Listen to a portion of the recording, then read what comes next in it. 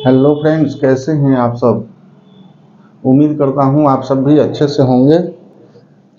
काफ़ी दिनों से एक लड़ाई देखने को हमें मिल रही है, हमें क्या आप सबको भी देखने को मिल रही है, जो हेल्थ डिपार्टमेंट की वैकेंसी के बारे में। कुछ यूट्यूबर लोग जो अपनी क्लास चलाते थे, जो कैसे पास करना है एएनएम की वैकेंसी कैसे निकालनी है, इसके लिए क्लास चलाते थे। अभी देख रहा हूं उनका वो संविदा वालियों के पक्ष में वीडियो बना रहे हैं। तो अरे भाई, जब आपको एक पक्ष लेना है, एक का ही पक्ष में जाना है, तो आप लोग क्लास क्यों चला रहे हैं। आप लोग एग्जाम बेसिस का जो क्लास चला रहे हैं, जो मैं एग्जाम की तैयारी करवाता हूँ एएनएम की, तो वो मत चलाइए ना। वो डायरेक्ट बोलिए, जो आप लोगों को जहाँ से भी पढ़ना है पढ़िए और मार्क्स अच्छा लाइए, उसी पर बहाली होगी आप लोगों की। आप लोग अपना दुकान बंद कीजिए। और नहीं, अगर वाकई आप यूट्यूबर हैं, क्लास चला रहे हैं, एएनएम लोगों को की भलाई चाह रहे हैं, उन लोगों को पास करवा के जॉब दिलवाना है, तो फिर ये नौटंकी क्यों है भाई।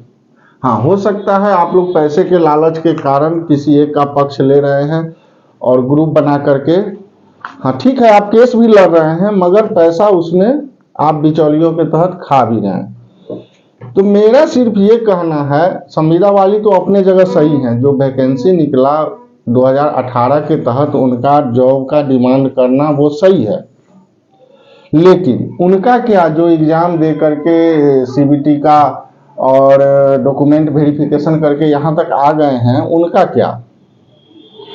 तो मैं उन लोगों के लिए कहना चाहूँगा, जो आप लोग एक ऐसे वकील को हायर कीजिए जो सिर्फ और सिर्फ केस करे अपने हेल्थ डिपार्टमेंट पर और बीटीएससी पर। वो इसलिए कि संविदा वाली आपसे केस लड़ रही है, वो हमसे केस नहीं लड़ रही है। आपने संविदा वाली को क्या वादा किया, वो आप और संविदा वाली जानिए, वो उसके तहत फॉर्म भरी।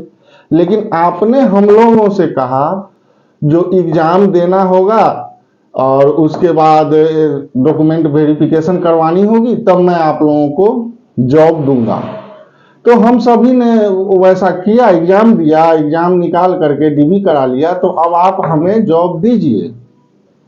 आपका और संविदावादी वालियों का लड़ाई आप जानिए, उससे हमें मतलब नहीं है। आपने जैसा जैसा कहा वैसा वैसा हमने किया, तो हमें जॉब दिया जाए।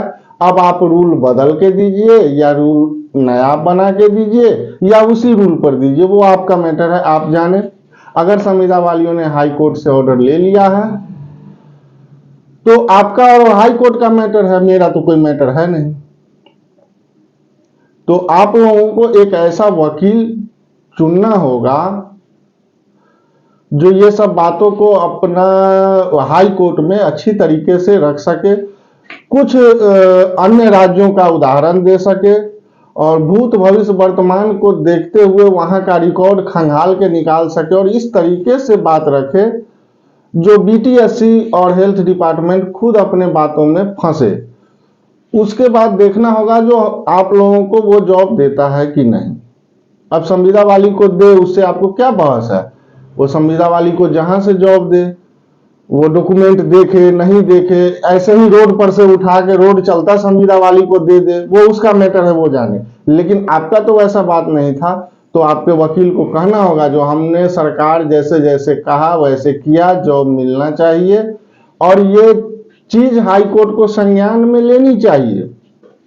जो बहुत सारे ऐसी एएनएम बहनें हैं जो गरीब फैमिली से बिलोंग कर रही हैं, इसी एग्जाम पर डिपेंडेंट थी और इस एग्जाम के बाद शायद वो एग्जाम दे पाए या नहीं दे पाए, या हो सकता है उसकी घर की आर्थिक स्थिति ऐसी लचर हो जाए जो उस लायक नहीं रहे।